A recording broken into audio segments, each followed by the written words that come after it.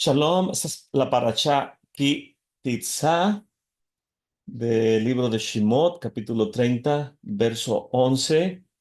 Medaber Adonai el Moshe lemor, Ki Tizá et Rosh, Bnei Israel, lepikudehem, vena- venatenu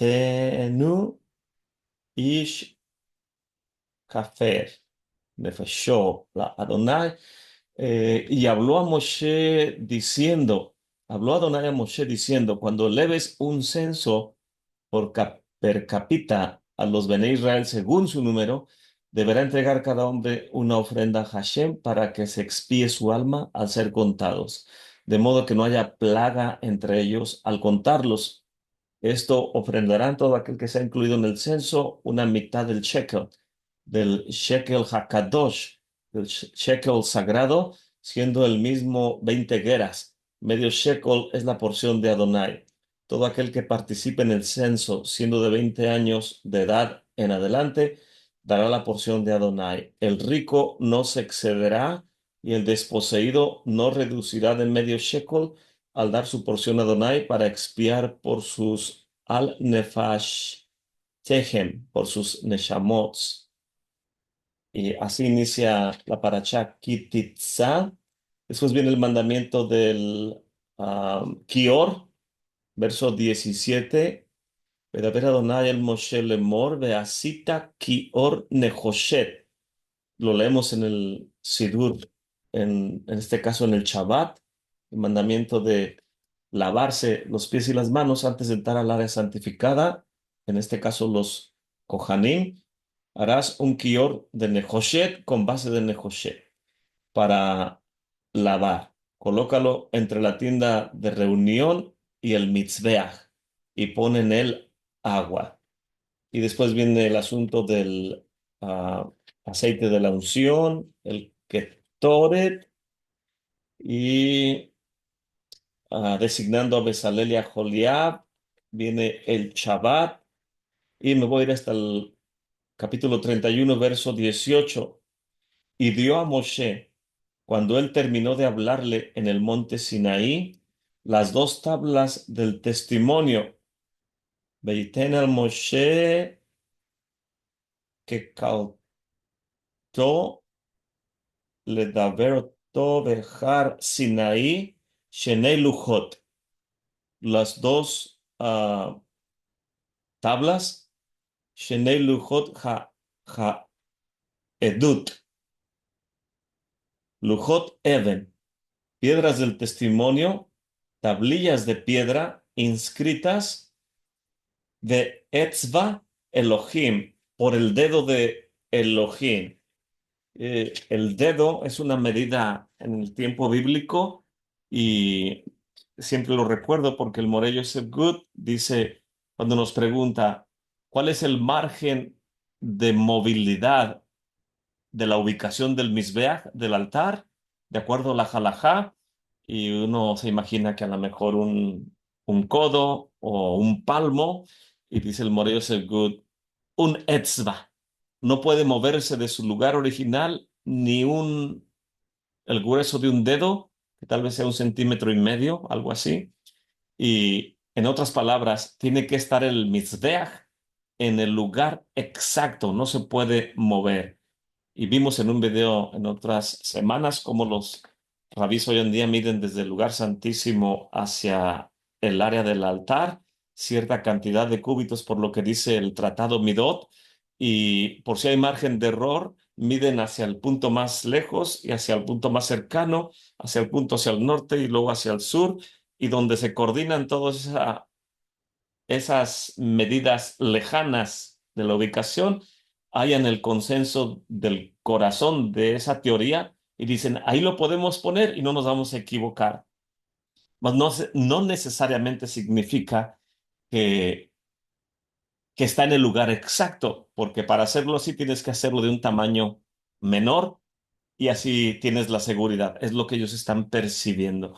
Que cuando le mostré mi teoría al hermano Moshe Asia, que visitamos en Jerusalén, la pasé con él también, le mandé videos de mi experimento y de cómo puedo ubicar con exactitud de acuerdo al tratado Midot y a la salida del sol y todas estas cosas. Y le dije, what do you think, Moshe? ¿Qué piensas de ello? Y me dijo, Kol Hakavod, toda la gloria sea Hashem, me dice él. Y me envió el video del rabí Elisha Wolfson. Dice, mira, esto es lo que están utilizando ahorita la yeshiva del Har Habayit para su punto de ellos encontrar el lugar exacto del Mizbeach. Dice, pero creo que tu teoría es más precisa que la de ellos. Y dice, si me permites, le voy a enviar la información que me enviaste al rabí para que lo medite. Le dije, está bien, por mí no hay problema. Y entonces es la búsqueda de exactitud de estas áreas que el Tratado Midot, Baruch Hashem, nos ayuda a poder ubicar con precisión todas estas áreas.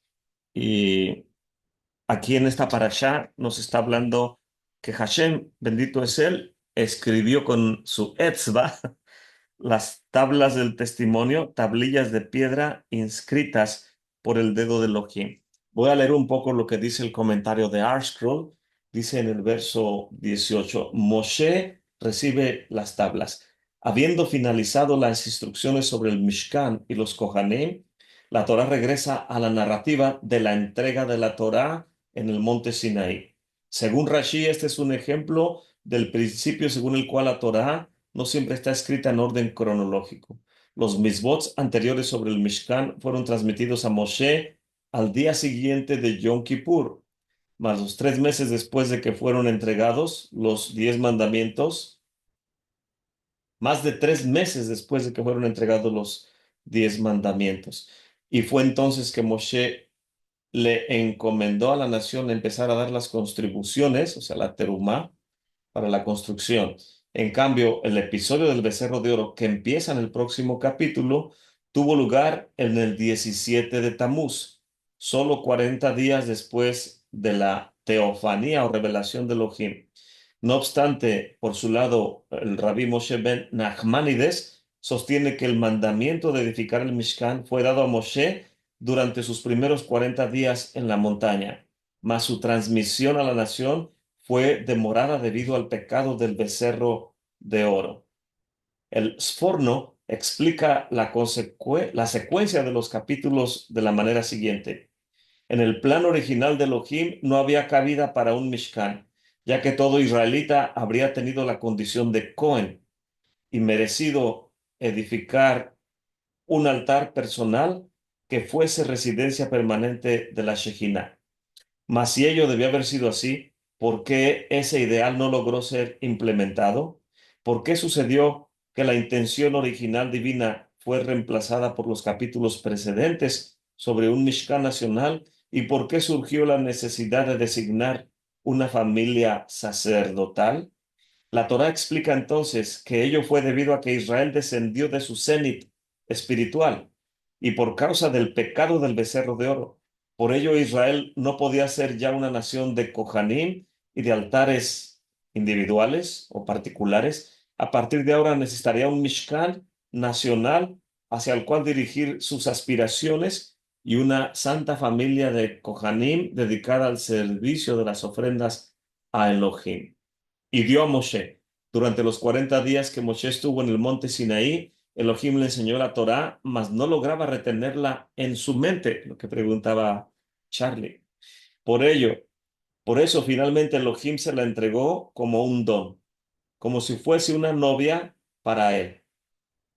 Sin embargo, surge una interrogante que a propósito, Charlie, los sabios de Israel nos dicen que quien ama a la Torá lo ama de regreso a él. Y que dicen que así como pone uno su pupila negra en la tinta negra del pergamino con tanto amor, es como dos enamorados que se ven intensamente a los ojos, que si el novio ve con amor, con lo negro de su pupila, la tinta del texto, la Torá, a través de la pupila de la tinta, también lo examina uno con amor y te puede revelar sus secretos. Como Yeshua dice, las palabras que les hablo no son mías, sino de aquel que me envió, porque no he venido a hacer mi voluntad, sino la voluntad de aquel que me envió. Entonces vemos una medida de siniut, de modestia, en las palabras de Mesías, que el Padre quiere revelar a través de su Hijo solo lo que el Padre quiere revelar, mas lo que Él no quiere revelarle a quienes no se apeguen al Hijo, no se lo va a revelar porque como la mujer casada cubre su cabeza y su cuerpo de los que no son su esposo, pero a su esposo la puede ver su cabello y su cuerpo y no se siente mal porque son uno, porque se aman. De igual manera, los sabios nos dicen que la Torá ama a los que la aman y que si uno deja la Torá un día, ella te deja 2 días. Y los sabios dicen que no debemos de dejar de estudiar la Torá más de 2 días, por eso hay que dejar ciertos días intermedios de acuerdo a lo que especificó Esdras en la ley oral, de que por causa de dejar de estudiar la Torá nos vienen las calamidades. Si la estudio en el Shabbat y digo voy a descansar el domingo y voy a estudiar el lunes y dice la Torá, no, me dejaste un día y dijiste amarme, tú me dejaste el domingo, yo te dejo el lunes y el martes. Y cuando uno quiere regresar a estudiarla, ya no está ahí, porque yo la dejé un día, ya me dejó 2. Entonces, el punto es, ¿cómo lograr memorizar amando la Torá? Es lo que estoy aprendiendo aquí. Y dice aquí, como una novia. Sin embargo, surge una interrogante. Si verdaderamente era imposible para un ser humano, incluso alguien tan grande como Moshe, absorber la sabiduría de Elohim sin asistencia divina, ¿por qué Elohim no se la concedió inmediatamente sin tener que pasar por 40 días de exasperante fracaso? El Hidushei Harim nos explica que en verdad solo es posible entender la Torá con la ayuda de Elohim. No obstante, él concede su asistencia solo a quien se esfuerza al máximo estudiándola por su cuenta. Así pues, Moshe mereció el don divino únicamente gracias a su esfuerzo, y lo mismo vale para todo estudioso de la Torah. Nuestro deber es esforzarnos al máximo y solo entonces podemos esperar la asistencia del cielo. Como dicen los Jajamim, no dependemos de milagros, no vamos a estar orando que, sí, Señor, lo creo, lo declaro, lo hago mío, que puedo entender los secretos de la Torá, que las perlas de la Torá, tengo que adentrarme en el océano de la sabiduría de la Torá y mándame del cielo, pero no abro el libro, nada más oro, las cosas no van a funcionar. Dice el Morello Segud, puede que suceda, pero no lo esperes. It may happen, but don't wait for it. Y los sabios nos dicen en su sabiduría, no dependemos de milagros, sino de que nosotros damos un paso o dos, Hashem se acerca también a nosotros, que es lo que hizo Jacob, nuestro patriarca, al ascender la escalera. Dice el Morello Segud, no importa si estás en el quinto, sexto o 20º escalón, lo importante es que asciendas y no te detengas. Y los ángeles de Hashem vienen a nuestro encuentro cuando tomamos la iniciativa. Y tengo aquí un PowerPoint de hace algunos años, pero quería compartirlo por causa de dar una idea acerca de Moshe asciende a recibir la Torá la primera vez en Sivan 6. Está ahí por 40 días, desciende el 17 de Tamuz con las primeras tablas, las cuales el pueblo, por estar con el becerro de oro, en el 17 de Tamuz, se rompen esas piedras, porque el pueblo no era digno. El primer Mishpot dice, el mandamiento, amarás a Adonai tu Elohim con todo tu corazón, y cuando desciende Moshe, el pueblo ya no puede amar a Hakadosh Baruj Hu porque ya fabricaron un becerro de oro. Y la escritura también nos dice en su carta Jacob o Saint Jacobi, Santiago, en su nombre del catolicismo o el cristianismo latinizado, Saint Jacobi, Santiago, dice, porque cualquiera que hubiere guardado toda la Torá y transgrede un punto o un mandamiento, es culpable de transgredir todos. Porque el que dijo, no cometerás adulterio, también él dijo, no matarás. Ahora bien, Si no hubieras cometido adulterio, pero hubieras matado, ya eres transgresor de la Torá, porque no estamos nada más pasando por alto un mandamiento, sino que estamos transgrediendo no lo que se escribió, sino aquel que entregó lo que se escribió.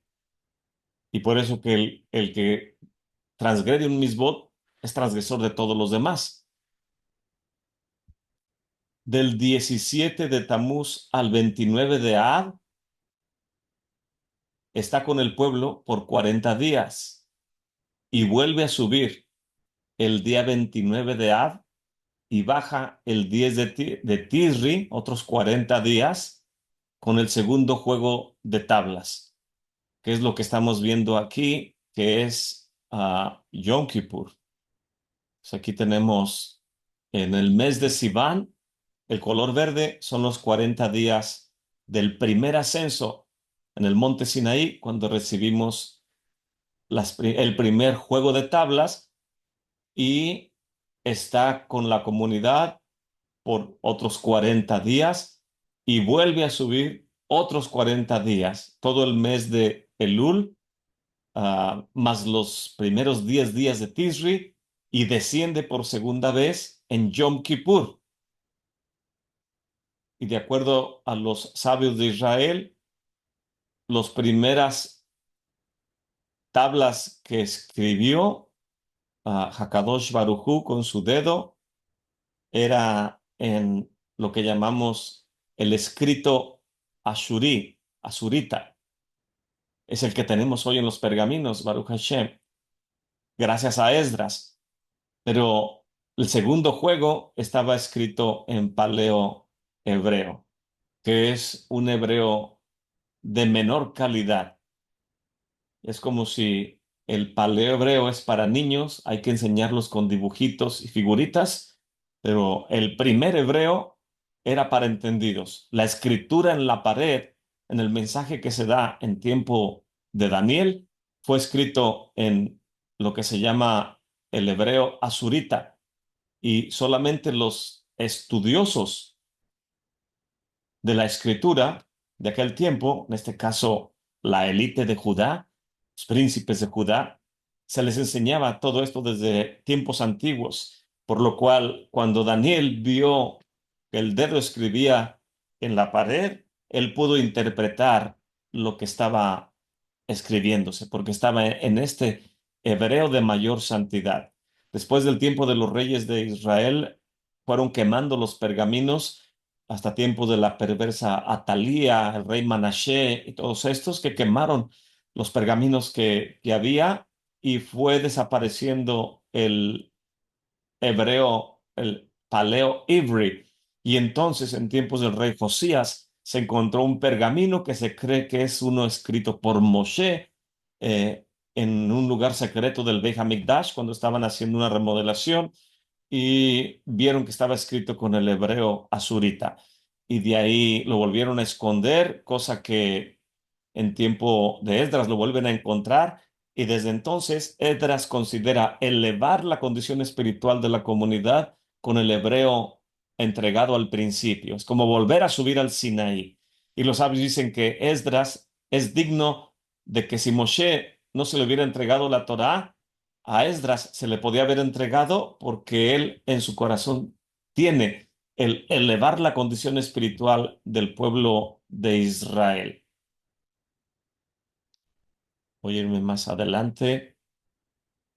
Bueno, ya en este PowerPoint empecé a hablar acerca de las reglas de interpretación de la Torá, que son las cuatro reglas: el Pardés, Pashat, Darash, Remes y el Sod.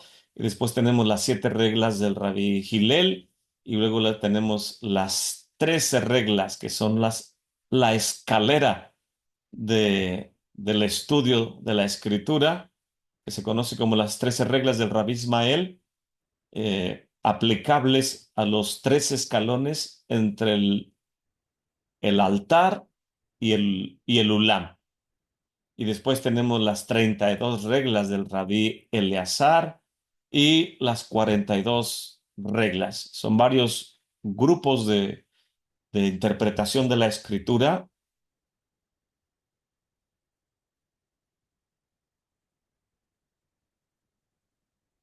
Son alrededor de 98, casi 100 reglas de poder interpretar el texto. Y no los logré desarrollar todos en aquel tiempo, nada más escribí algunas de Gilel. Y bueno, tengo aquí el Pashat, eh, definición, es entendimiento simple, nivel literario gramático, para nivel de audiencia, gente que inicia, nivel hermenéutico, 7 reglas. En el Pashat, nivel Remes, 13 reglas. El Tarash, 32 reglas. El Sod, suma de todas las reglas. Nivel de interpretación simple, la Mishnah, las 13 reglas, la Gemara, el Darash, el Midrash y meditación. Luego vienen los evangelios, Marcos, Lucas, Mateo y Juan. Presentación mesiánica, el siervo de Hashem, el Hijo del Hombre, el Rey, el Ben Elohim. Y principal búsqueda en el Pashat, ¿qué tenemos que hacer? En el Remés, ¿qué significado hay detrás de la acción? En el Darash, ¿cómo establecemos el reino aquí y ahora? Y en el Sod, ¿cuál es el significado profundo de todo acontecimiento? El símbolo de la carreta divina, el Pashat o las 7 reglas, la Mishnah, el hombre. En el Remes, las 13 reglas, el toro, el Darash, las 32 reglas, representado por el león, y en el Sod, la suma de todas estas cosas, el águila. Pero solo quería mostrar un poco, sobre todo el aspecto de cronología de los ascensos de Moshe en el calendario, en los meses del calendario, para poder ubicarlos. ¿Alguien tiene alguna pregunta de esto antes de salir de este PowerPoint o de esta lámina?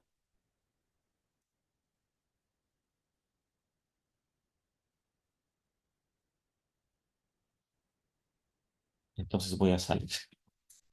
Voy a continuar con el Humash.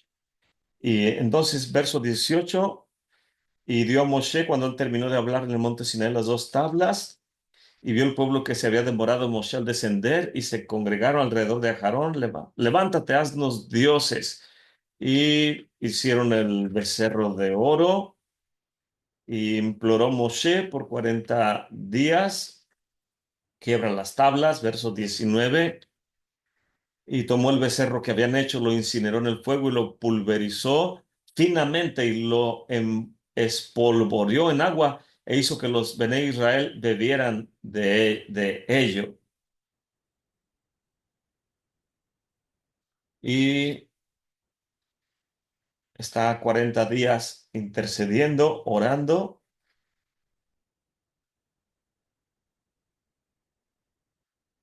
Voy a ver dónde inicia el siguiente ascenso. Voy a leer el verso 7 del capítulo 33, que es algo que le comenté al Morello Joseph Good. Dice, y Moshe había tomado la tienda y la había plantado fuera del campamento, lejos del mismo, y la había llamado tienda de reunión, Ohel Moed. Y quien quiera que buscaba a Adonai salía a la tienda de reunión, la que estaba en las afueras del campamento. Y sucedía que cada vez que salía Moshe a la tienda, todo el pueblo se ponía de pie y así permanecía, todos a la entrada de la tienda, y veían a Moshe hasta que él entraba en el Ohel. Cuando Moshe llegaba al Ohel, una columna de nube descendía y se posaba a la entrada del Ohel y hablaba Elohim con Moshe. Todo el pueblo veía la columna de nube a la entrada de la tienda y todo el pueblo se levantaba y se posternaba. O sea que el Moré Joseph Good comentábamos que esta tienda la toma Moshe y la mueve cuando una vez se construye el Mishkan y se convierte en el lugar santo, en el área del santuario. Y entonces hace muy interesante este texto. Voy a irme al verso 34, el segundo juego de tablas. Y dijo Adonai a Moshe, capítulo 34, perdón, verso 1. Y dijo Adonai a Moshe, labra para ti dos tablillas de piedra como las primeras, e inscribiré en ellas las mismas palabras que estaban en las primeras tablas que quebraste. Prepárate en la mañana, asciende al monte Sinaí a la mañana, y te pararás delante de mí en la cima de la montaña. Ningún hombre puede ascender contigo, ni nadie deberá ser visto en toda la montaña, ni tampoco puede haber ganado ovino o bovino frente a la montaña. Y así labró dos tablillas de piedra como las primeras. Se levantó Moshe temprano por la mañana, ascendió al monte Sinaí, como Adonai le había instruido, y tomó en sus manos las dos tablillas de piedra. Y descendió Adonai en una nube y se paró con él allí, y él llamó con el nombre Adonai, y pasó Adonai frente a él y proclamó los 13 atributos. Adonai, Adonai, Elohim, compasivo, lleno de gracia, lento a enojarse, inabundante, misericordia y en verdad, guardián de benevolencia por miles de generaciones, que perdona la iniquidad, el pecado voluntarioso, el yerro y limpia, mas no limpia del todo, recordando la iniquidad de padres en hijos y nietos de la tercera y cuarta generación. Y se apresuró Moshe, inclinó la cabeza hacia el suelo y se posternó y dijo, si he hallado gracia ante tus ojos, mi Señor, que vaya mi Señor entre nosotros, porque debido a que este pueblo es duro de cerviz, debes perdonar nuestra iniquidad y error y convertirnos en tu heredad. Dijo, he aquí que yo sello un pacto frente a todo el pueblo, haré distinciones que nunca han sido creadas en el mundo todo, y entre las naciones, y todo el pueblo en cuyo seno estás, verá la obra de Adonai, que es asombrosa, y que haré ahora contigo. Y vemos aquí que Moshe desciende por segunda vez en Yom Kippur y se establece como el día del perdón desde ese tiempo, porque en su misericordia, Hakadosh Baruj Hu perdonó al pueblo de Israel de toda transgresión. Y por lo cual nuestros sabios de bendita memoria nos enseñan que la festividad de Purim es superior a Yom Kippur, porque Yom HaKippurim se traduce como el día que es como Purim. ¿Y qué contraste hay tan grande entre estas dos fechas? Que en Yom Kippur tenemos que asemejar a los ángeles del cielo en no traer calzado de piel, apartarnos de nuestras esposas, los que estamos casados, no comer ni beber, como los ángeles no necesitan alimento y tampoco, dice Mesías, se dan en casamiento, no tienen la obligación ni la necesidad de procrear y tenemos que asemejar a los ángeles del cielo en este sentido en Yom Kippur. Y por otro lado, el contraste enorme de Purim, cuando se nos permite comer y beber y alegrarnos y aún hasta ponernos algún antifaz, un disfraz, que mucha gente dice, yo no voy a hacer eso, eso no viene en la escritura, es algo muy moderno. Volvemos a lo mismo. Quien quiere ser parte de Israel lo quiere hacer bajo sus propios criterios y diciendo, lo voy a hacer de esta manera y si alguien me dice algo, me voy de esta congregación. O no me vuelve a hablar nunca y me vuelve a ver en toda su vida, o a mí nadie me va a decir lo que tengo que hacer. Y un varón me preguntaba del post que puse en Facebook, dice, yo no creo que el Mesías va a estar comiendo pan, como usted dice, en el Ulam, porque ahí nadie comía pan. Y le dije, lo único que necesitas son dos versículos, de acuerdo a la Halakha. En boca de dos testigos conste todo asunto. Dije, solamente encuéntrame dos versículos que respalden tu teoría literalista de no tener ley oral, pero leer el texto e interpretarlo literalmente. Le dije, envíame tus dos testigos y yo te envío los míos por lo que estoy poniendo en el post. Y me siguió enviando más, creo que fueron dos varones los que me estaban preguntando de esos detalles y no les he contestado. Les dije que después de Shabbat. Y, pero vemos que quien desecha las paradosis se encuentra encajonado porque no puede interpretar el texto a su propio criterio, que es lo que normalmente se hace, y nunca se da la oportunidad del individuo de decir, ¿y si se interpretaba de otra manera? ¿Y si los sabios ayudaban a las comunidades? Pero el veneno de la reforma es el que le ha dado forma al marco mental del no judío por milenia, por miles de años, cientos de años, tal vez debo de decir, desde, en este caso, los luteranos. Y sola escritura, leen el texto, dice, aquí dice que el nací, y el nací no dice que sea de los Johanim o tampoco del rey de Israel. Entonces, ¿quién es ese nací? Porque ahí dice que se sienta a comer pan y los Kohanim tienen prohibido sentarse. Solamente descendientes de la tribu de Judá, de la línea de David, se pueden sentar en el santuario, a lo cual el falso Mesías viene haciendo eso, a sentarse y decir que él es el Mesías, pero es falso. Y la gente le ha creído. Y las cartas de Juan dicen, estos son los antimesías, los que están en contra de la ley escrita, de la ley oral, e interpretan a su propio criterio, haciéndose ellos mismos entendedores de todas estas cosas.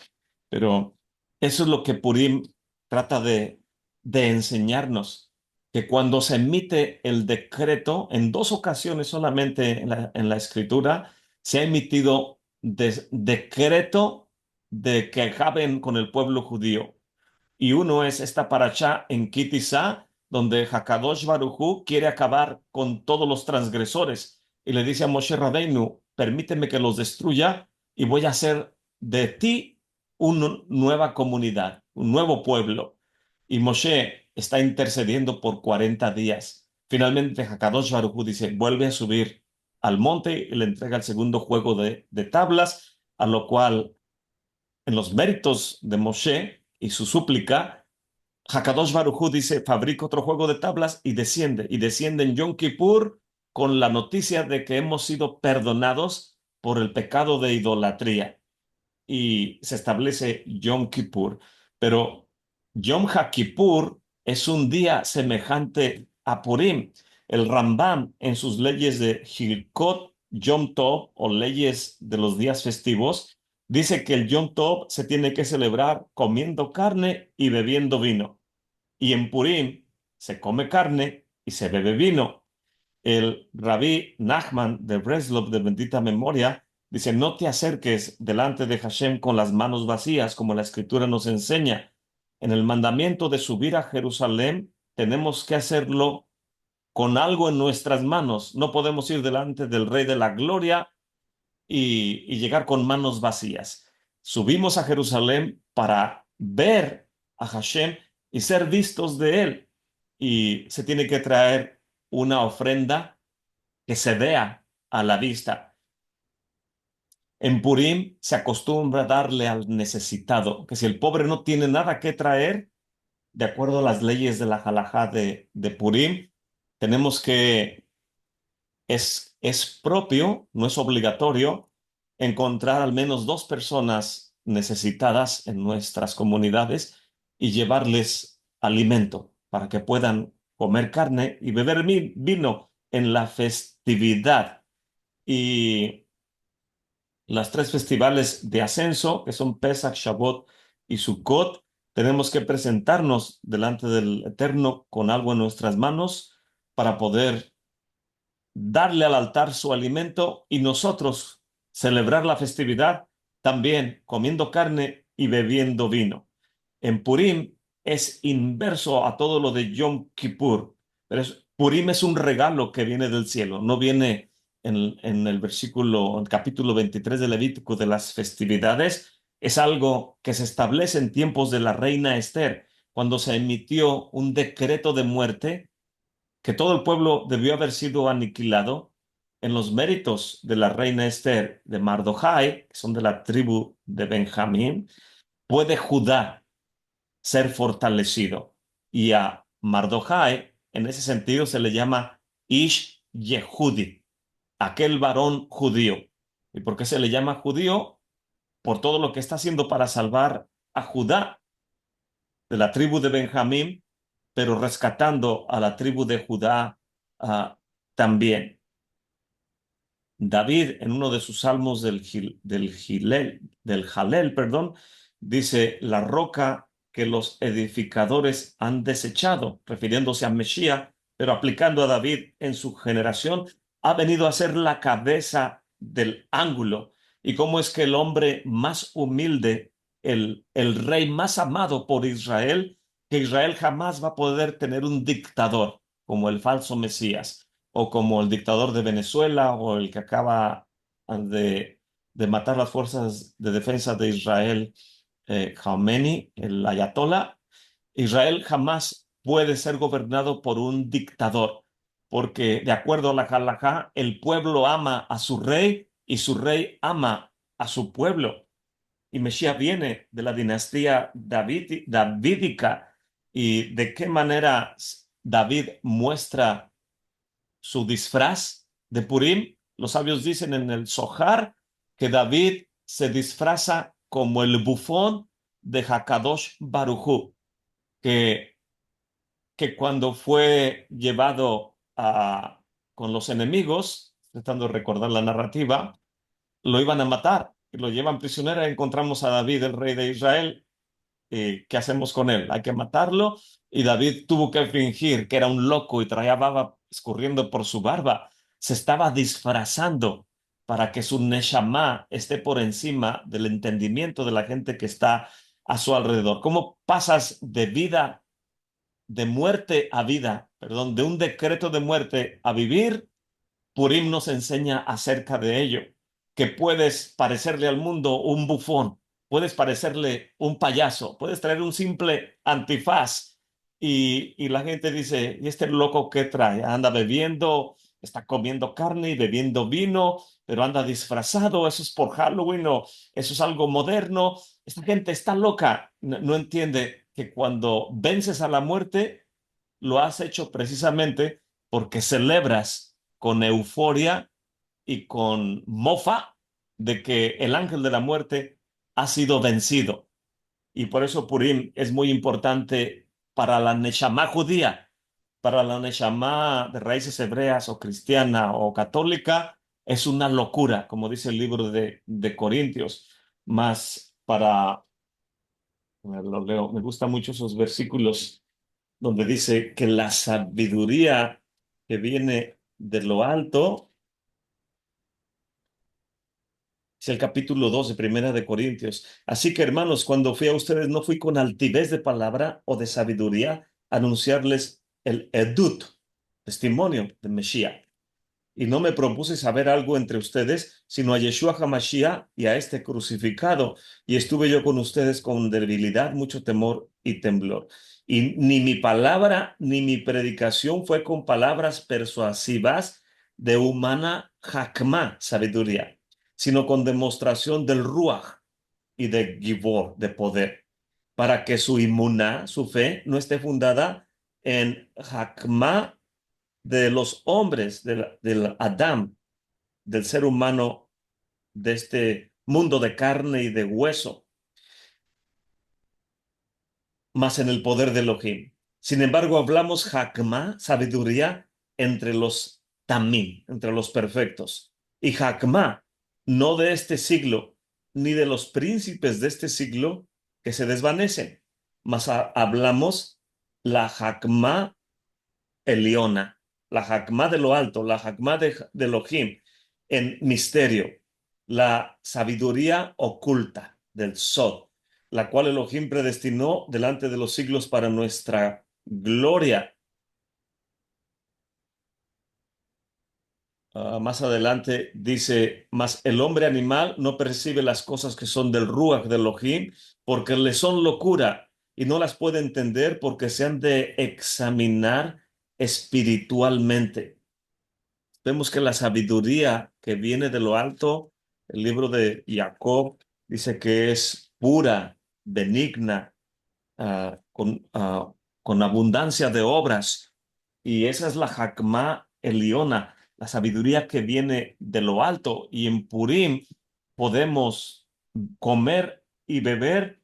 Y dice este comentario, se le cayó ya la pasta, del rabí Eliyahu Kitov, el libro de nuestra herencia. También viene en español, creo que viene en 2 o 3 tomos, el libro de nuestra herencia del rabí Eliyahu Kitov. Yo lo tengo aquí en inglés, y este libro corresponde al mes de Adar y de Nisan. Y, y se recuerda lo que Amalek te hizo, cosa que leímos en la parashá el día de ayer. Y viene el ayuno. Por aquí había visto dar regalos a los pobres, humildad y gratitud.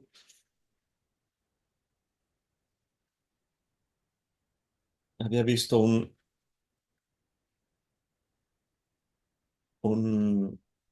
una sección donde dice que puede uno beber vino. Dice, página 88. Otros comentarios en Ad Delo Yada, hasta que uno no entiende o percibe. El precepto de nuestros antiguos sabios de este aspecto es que una persona se le requiere que beba en Purim hasta que no puede distinguir la diferencia entre maldito Hamán, bendito Mardochai. Y esto suena un poco raro. Y encontramos que no hay un paralelo para ello en ningún otro lugar. ¿Por qué los sabios requieren que se nos permita beber hasta que no tenemos una claridad de lo que estamos diciendo? Los sabios posteriores han explicado esto de la siguiente manera. La salvación de Israel en los días de Mardochai y de la reina Esther no era solamente una salvación temporal. Por lo tanto, decimos en la exaltación después de la lectura de la Megilá, tú has sido su salvación por la eternidad y su esperanza para cada generación, hasta que esa salvación, que es el destino de Israel, esté bien balanceada en cuanto al pueblo que entiende lo que es pecado y sepa arrepentirse, y que ellos han incurrido en esto. Si alguien se incurriera en esto, perdón, el cielo no lo permita, la penalidad es destrucción. Y quien ha pecado grandemente y no se arrepiente, también viene destrucción sobre él. Pregunta, alguien que comete pecado voluntario, que le llama pesha, y no se arrepiente, ¿puede la muerte de Mesías salvarlo si no se arrepiente? Obviamente que no. El libro de los Hebreos nos lo describe claramente, que aquel que transgrede voluntariamente no queda más que una horrenda expectación de juicio y de hervor eterno que ha de devorar a los adversarios. Porque el que peca deliberadamente es como si estuviera exponiendo al Hijo de Elohim a vituperio, poniéndolo nuevamente sobre el madero. En aquella generación, el pueblo de Israel incurrió en la penalidad de ser merecedores de total destrucción por muchas transgresiones. Se inclinaron delante del ídolo de Nabucodonosor. Encontraron placer en la comida que les hizo Ahasverosh, que por cierto era kosher. Eh, También desconsagraron en esa comida el rey Asuero. Puso en las mesas los utensilios del Beit HaMikdash, cosa que ellos se sentaron, el pueblo judío que fue a la fiesta. Cometieron otras transgresiones perversas después de haber bebido el vino del rey Asuero, hasta que fueron sujetos a la penalidad de total destrucción. Cuando, sin embargo, se arrepintieron de todo su corazón, la misericordia divina vino sobre ellos y se abrió el camino de salvación. En aquella hora, el atributo de divina misericordia, vino delante del santo bendito es él y dijo: Señor del universo, tus hijos han transgredido y un decreto contrario en grande manera se ha emitido en contra de ellos. Los justos Mardochai y Esther han venido y han despertado tus hijos a un perfecto arrepentimiento. Por lo tanto, el decreto ha sido nulificado. Mas, sin embargo, tus hijos volverán a pecar nuevamente y ya no van a tener entre ellos justos como Mardochai y como la reina Esther. Y el pueblo de Israel tal vez olvide cómo expiar sus transgresiones. Tú dices que tus hijos, el pueblo de Israel, perecerá si hacen eso. El cielo no lo permita. En aquella hora, ¿y acaso no seguirá habiendo misericordia de parte tuya? Inmediatamente el camino de la salvación se amplió para ellos y su salvación vino a ser eterna por todas las generaciones. Desde ese entonces en adelante, se entiende que si la transgresión del pueblo de Israel viene a ser excedidamente grande, sus enemigos no los van a poder destruir y las puertas de la misericordia divina estarán abiertas para ellos para que se arrepientan. Y en los méritos de Mardochai y de la reina Esther, esas puertas nunca se van a cerrar. Así como la redención de Israel en aquellos días se vino a tomar forma no a través de nuestros propios méritos, sino a través de la misericordia divina. De igual manera, demostramos nuestra manera de regocijarnos, de que no dependemos de nuestros méritos, sino de la compasión de nuestro Padre Celestial. Por esta razón, comemos y bebemos en ese día hasta parecer que perdemos la claridad, pero no es así. Es porque con tanta alegría que tenemos de que hemos sido perdonados, es como si dijéramos: nuestra Yeshua no descansa en nuestros méritos, porque no sabemos distinguir entre lo que es nuestro derecho y, perdonen, lo que es nuestra mano derecha y la izquierda. Por lo tanto, confiamos en nuestro Padre Celestial en medio de nuestra alegría. Son conceptos espirituales elevados que si uno no aprende de los Jajamim y los tiende a entender en el sentido literal de este mundo, puede uno degradar esos conceptos que estén lejos de nosotros. Y David supo celebrar Purim, dicen los sabios en el Zohar, disfrazándose de loco. El Rambam dice que hay 3 días festivos donde tiene uno que comer carne y beber vino en sentido de alegrarse, de mostrar alegría. Y esos son los 3 festivales de ascenso que se le llama Shlosh Regalim Va Shana. Los 3 festivales de ascenso del año, cuyas primeras letras, Shlosh, la Shin, Regalim es la Reish y Vashana es la Vav, que forman la palabra Basar, que se traduce como Basorá.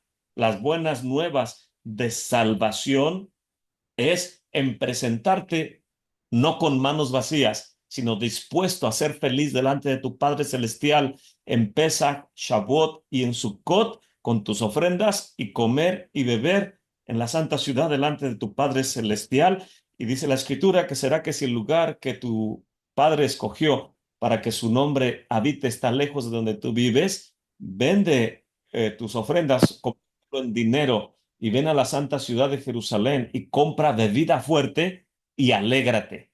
Disfruta delante de tu Padre Celestial. Purim, en este sentido, el gozo de Purim consiste en beber vino, que se le conoce como yain. En el altar se derrama vino todos los días y el ser humano comemos vino y pan en Shabbat, porque el nombre del Eterno, bendito es Él, se santifica con el fruto de la vid. Hay algunos que no beben bebida alcohólica, como el Moré Joseph Good, el Rabí Chaim Richman, me ha dicho el Moré Joseph Good, creo que el Rabí Israel Ariel ah, Shlita. Ayer hablábamos de eso, que cuando el sabio ya partió de este mundo, se le llama Settle, del el Sekerenu Leverajá, por decir, el Rambam de bendita memoria, eh, Sekerenu, a quien recordamos con bendiciones. Pero cuando el sabio, el Sadik, no ha fallecido y aún vive, decimos ah, el rabí, por decir, me gusta a mí escuchar al rabí Weinberger, el rabí Weinberger Shlita. Y le dije a la congregación, no crean que estoy diciendo en el lenguaje mexicano una chelita.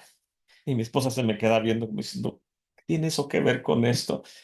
Y el hermano Frank ayer nos instruyó y dijo, hermano Edgar, Shlita significa abundancia, es un acróstico para abundancia de días. En otras palabras, decir que el rabí fulano de tal, de la congregación de tal lugar, Shlita, que tenga abundante vida, multiplicación de sus días mientras esté en este mundo. Y nosotros nos alegramos estando en este mundo, santificando el nombre de nuestro Padre Celestial con el fruto de la vid. Y hay personas que han hecho voto de no beber alcohol, o en este caso vino, hasta que se construya el templo. El Morello Segud es uno de ellos y bebe solamente jugo. Y por otro lado, conocí otro rabí que, de bendita memoria, ya no está en este mundo, hace años partió y no supe yo hasta que alguien me lo dijo. Y siempre que platicaba con él, me decía, mi hijo, acuérdate siempre de que cuando santifiques el nombre del Eterno y los niños estén a tu alrededor, no les prohíbas que prueben del vino, aunque sea una gotita, ponles en su vasito. Y yo, está bien, Rabí, muchas gracias. El nombre del Eterno se santifica con el vino, el fruto de la vid. Y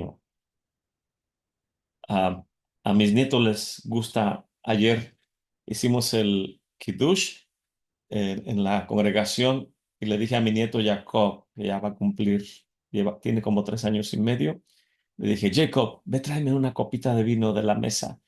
Y ya fue y me la trajo sonriéndome y le dije, ¿y tú qué agarraste? Y nomás sonrió pícaramente como diciendo, vino. Le dije, ok.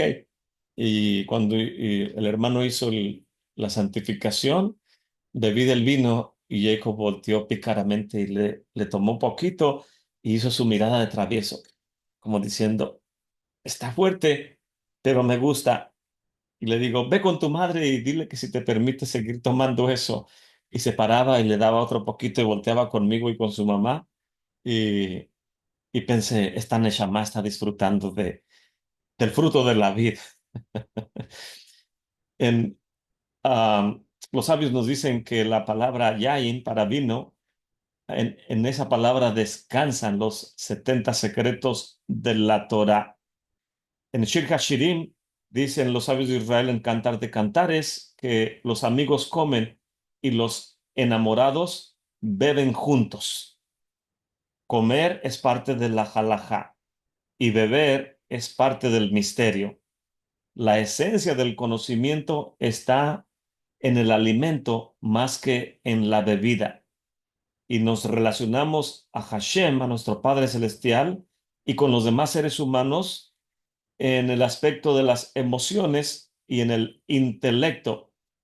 En las emociones, el rey David nos enseña cómo puede el ser humano fingir estar loco para seguir viviendo y cómo puede el fruto de la vid también generar pasión, ya sea por tu pareja o por la Torá o por aspectos espirituales, mientras que el intelecto lo podemos desarrollar comiendo de las ofrendas, en este caso comiendo carne, recibiendo el sustento, y dicen los sabios de Israel, si no hay harina, no hay Torah. Necesitamos trabajar y el sustento diario para poder ah, tener el intelecto desarrollándose. Y en este contexto, el rey David desafía a Hamán. Los sabios dicen, ¿dónde encontramos a Hamán en la Torá? En el árbol que se prohibió que tomaran de su fruto. Y dijo Hakadosh Baruj Hu, no comas de ese jamín, ha'etz, no comas del fruto de ese árbol, y ahí viene escondido el nombre de Jamín, Hamán. Y si uno desobedece las instrucciones de Hakadosh Baruj Hu, uno termina siendo del campamento de Hamán, lo aleinu nunca nos suceda. Y la fe de David mostraba a Hamán que Hakadosh Baruj Hu está con nosotros. No lo podemos ver, pero le amamos sin verlo. Las manos de los Kohanim se elevan arriba de la cabeza, encima del intelecto. Y tengo aquí una nota que si sumamos los años de vida de Abraham, Yitzhak y de Jacob, nos da un total de 502, que también es la gematría de la palabra basar, carne. David vivió 70 años, que es la gematría de Yain, del vino, 70 secretos de la Torah.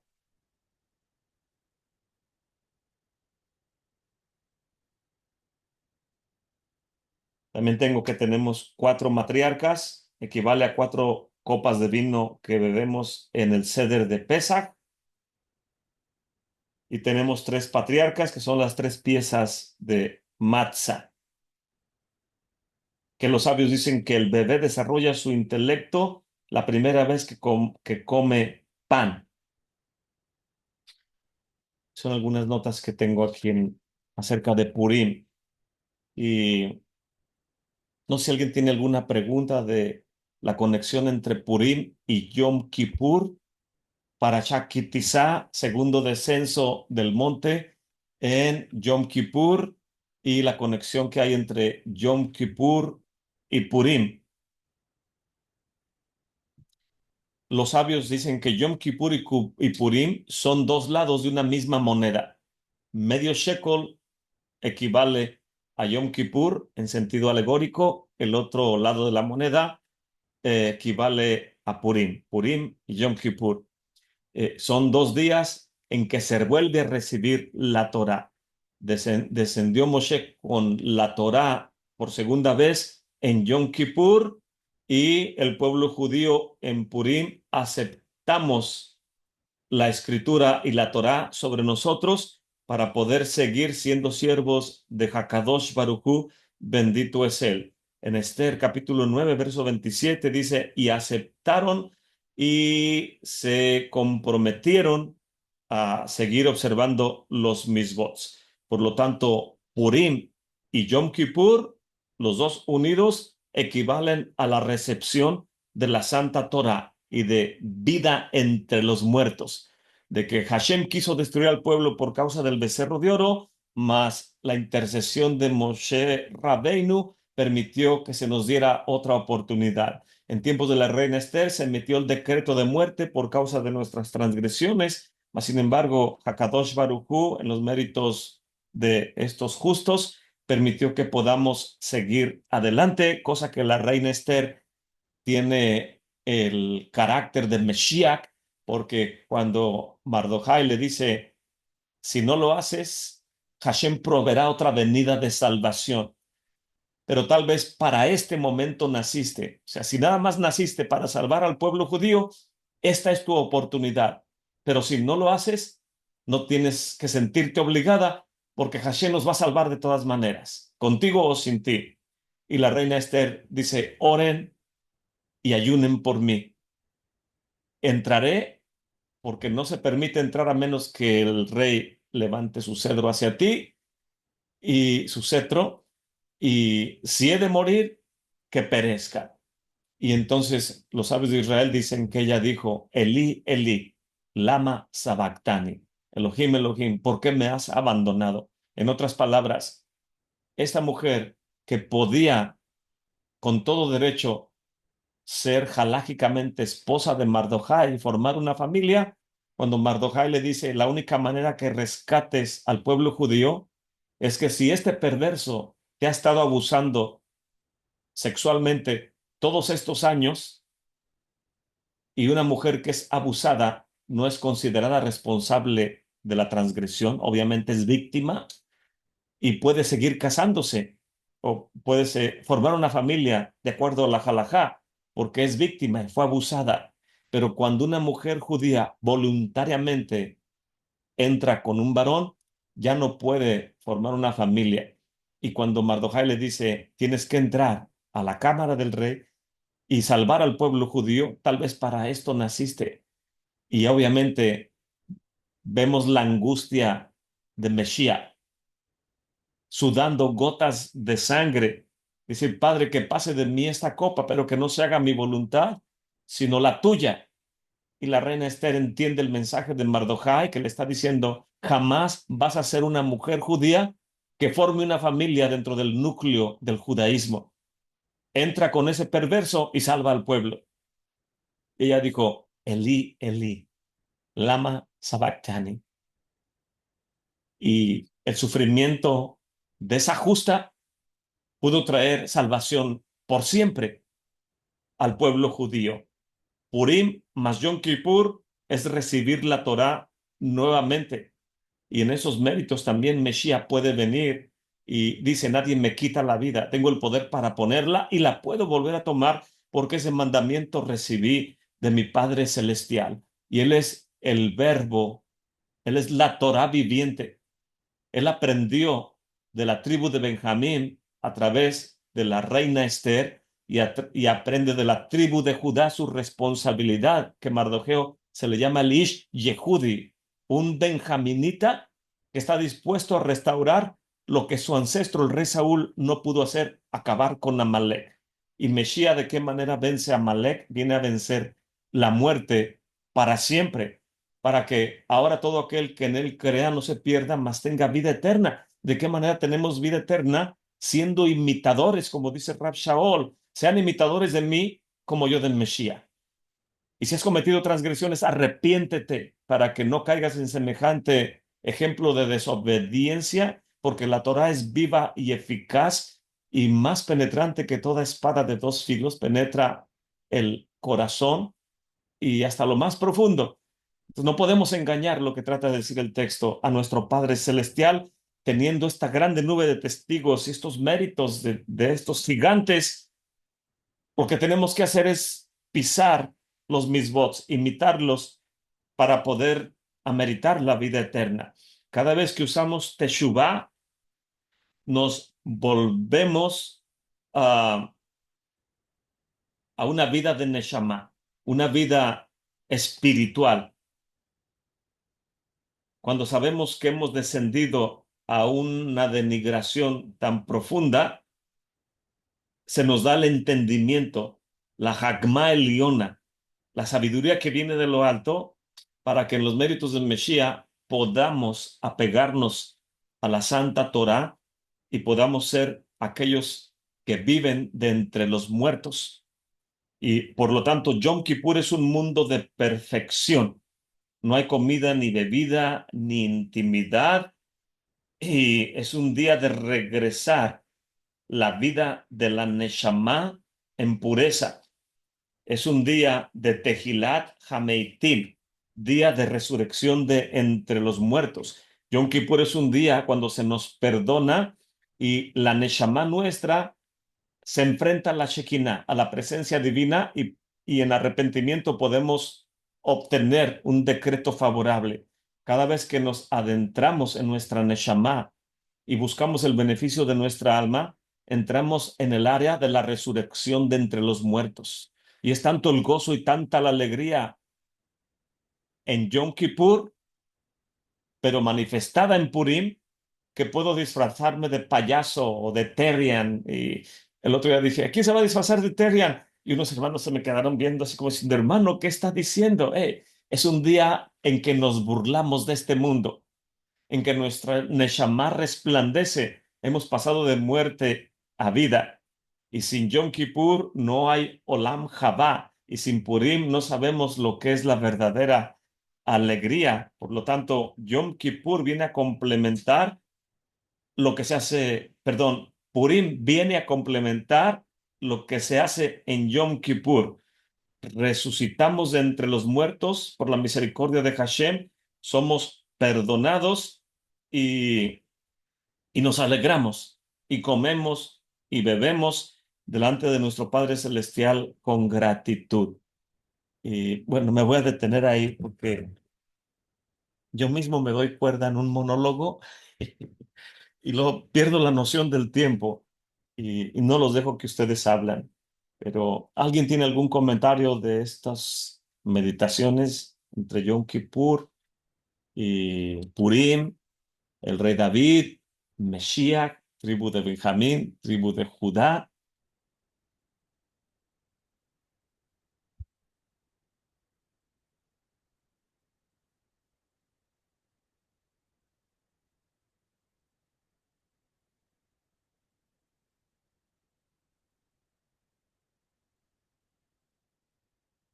Estaba viendo mis notas, ¿qué más tengo aquí?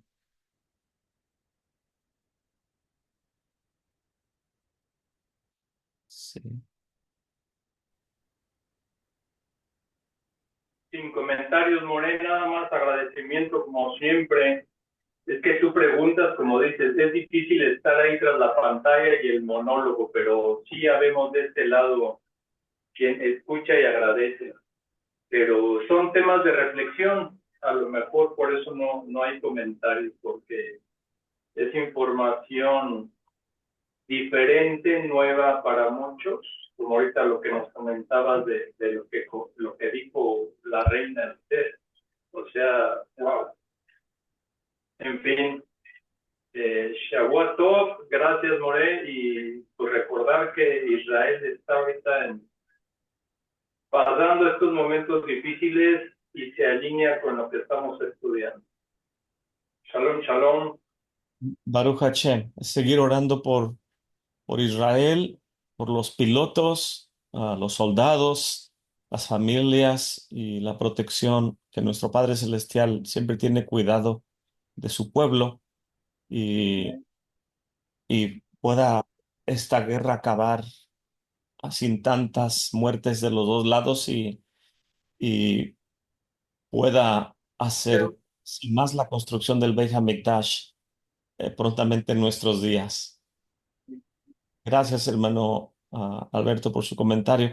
Me recuerda cuando iba a la radio local, que varios años estuve yendo a una radio cristiana tratando de desarrollar inquietud por la Torá. Y recuerdo que cuando iba ahí solo podía pagar por una hora por semana y llevaba mi tema, me ponía a meditar y a hablar ahí en el micrófono. Y ya terminaba, decía las gracias a todos. Ni siquiera daba mi nombre, ni mi dirección, ni teléfono, ni nada. Yo lo que quería era nada más llevar un poco de Torah ahí. Y en una ocasión se me acerca el locutor y dice, hermano Edgar, ¿le puedo comentar algo? Le digo, dígame. Dice, es que siempre cuando vienen los otros pastores reciben llamadas y que si alguien quiere llamar y cosas así. Dice, alguien me preguntaba por su información y usted nunca la da y me tomé la libertad de darle su número de teléfono. Le dije, sí, no se preocupe, lo importante no soy yo, sino el mensaje de la Torá. Y dice, él también quería decirle que no se sienta mal si la gente no llama.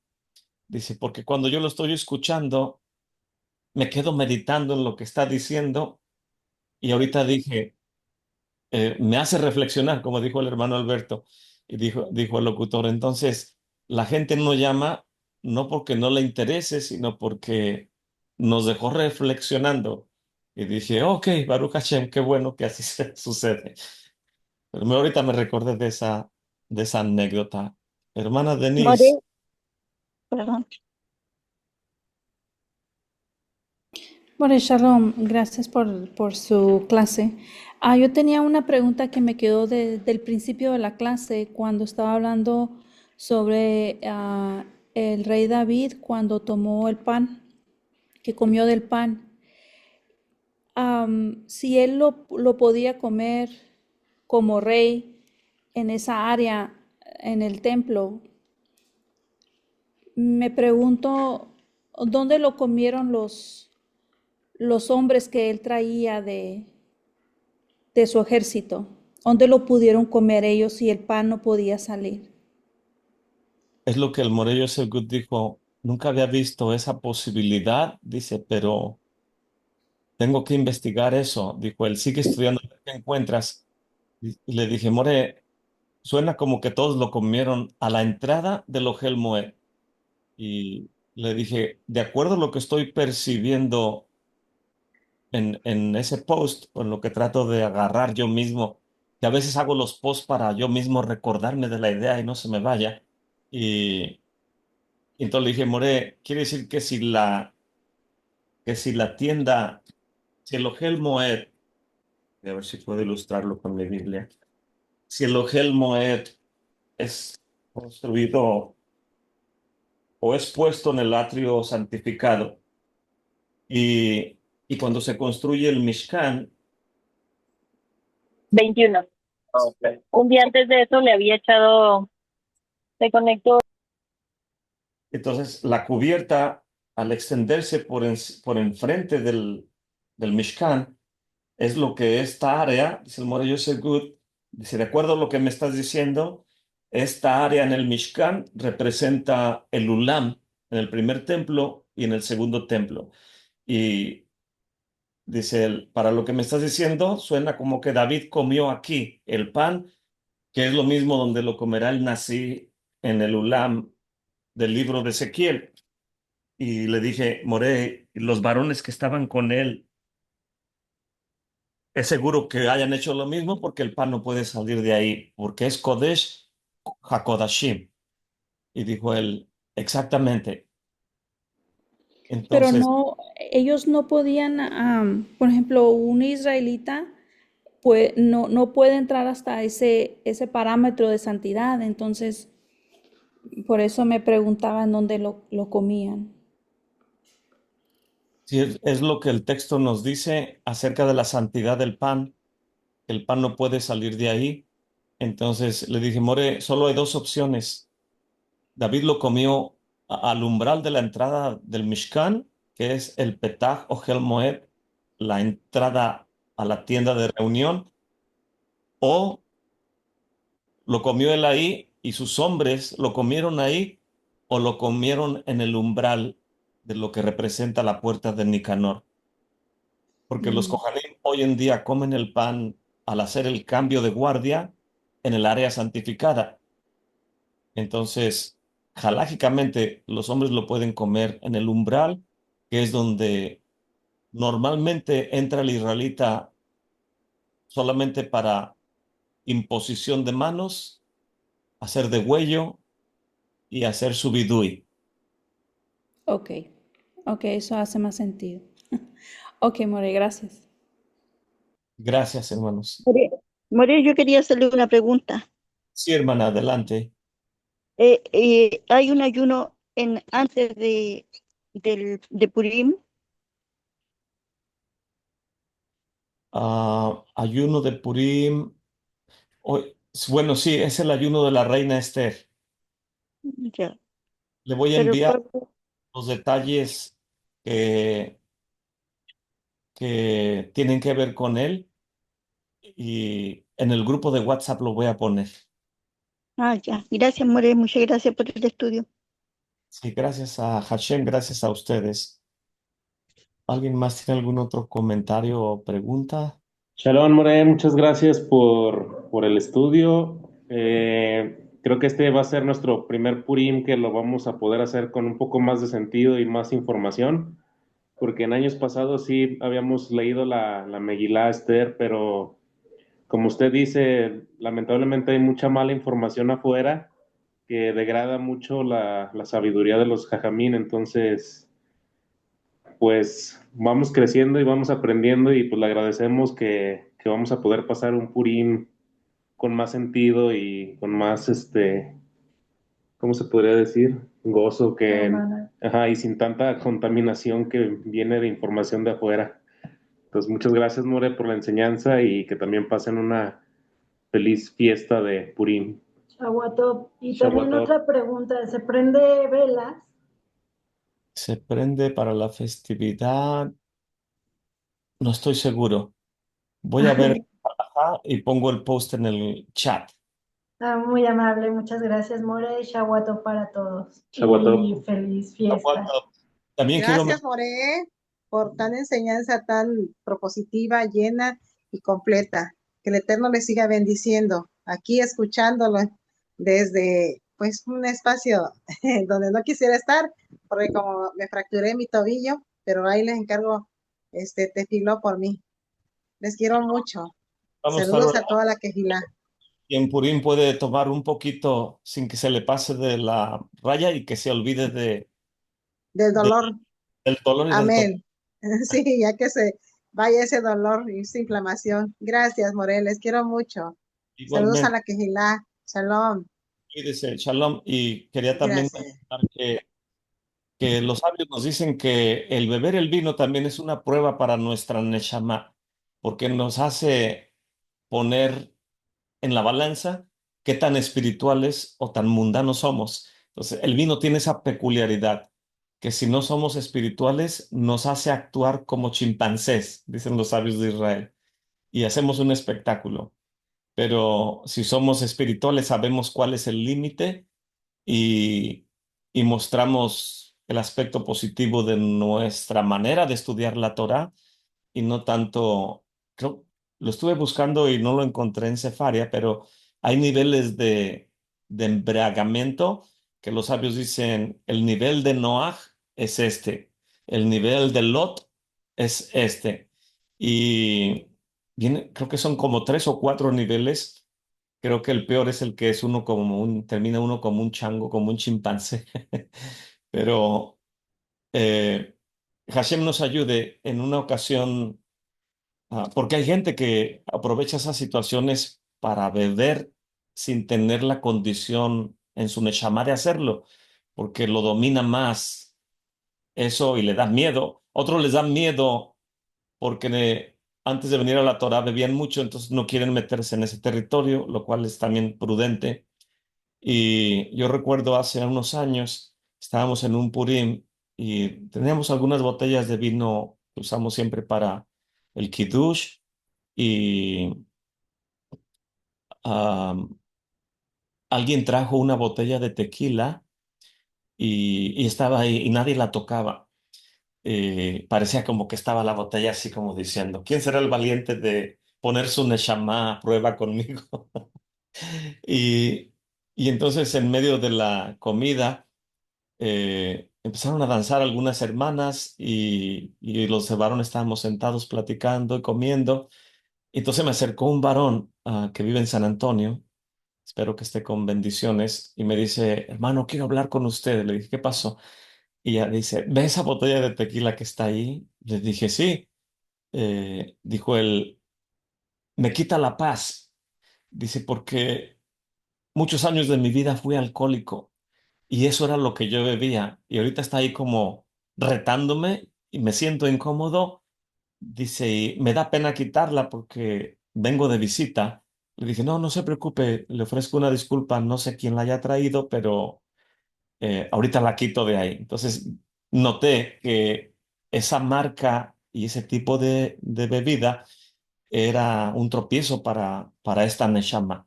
La Neshama misma reconoció que no estaba en el nivel espiritual que pensaba estar. Y nada más de mirar esa botella, se sintió intimidado, pero estuvo bien, que conoció sus límites. Y fui, la quité y la escondí, o no sé quién se la di, pero, pero aprendí eso en esa ocasión. Hashem nos dé sabiduría y prudencia si sabemos que hay gente que tuvo ese problema, ser prudentes. Y si nos conocemos unos a otros en el aspecto de que podemos tolerar beber un poco de vino sin ser tropiezo para otros, también poder hacerlo. Pero en ese sentido, Purim tiene ese rango de poner a prueba qué tanto somos de vivos entre los muertos, ah, o más muertos que entre los vivos. No lo sé. No, Purim es muy, muy peculiar en ese aspecto. Hashem nos dé sabiduría. ¿Algún otro comentario o pregunta antes de irnos? Si alguien se tiene que ir con confianza, Sha- puede. Shalom, More, soy Natalia. A Hermana Shalom, todos. Shalom, More, muchas gracias. Le doy al Eterno por su vida, por esclarecer muchas dudas y aprender otras muchas, em, pues, no ignorancia, pues cosas que no sabíamos o no habíamos conectado. Muchísimas gracias. Y si no le contestamos o hacemos preguntas es porque la cabeza luego nos da vueltas. Pero muchas gracias, More. Les mandamos un abrazo y feliz Purim. sí, un abrazo a su amado y a todos los hermanos por allá. Y gracias nuevamente a todos ustedes por acompañarme a estudiar en este día, que no sabía si iba a haber estudio, por eso pregunté, dije, ¿va a haber estudio o no? Y ustedes iban a decir, ¿cuántas se ha tomado? Todavía no es Purim.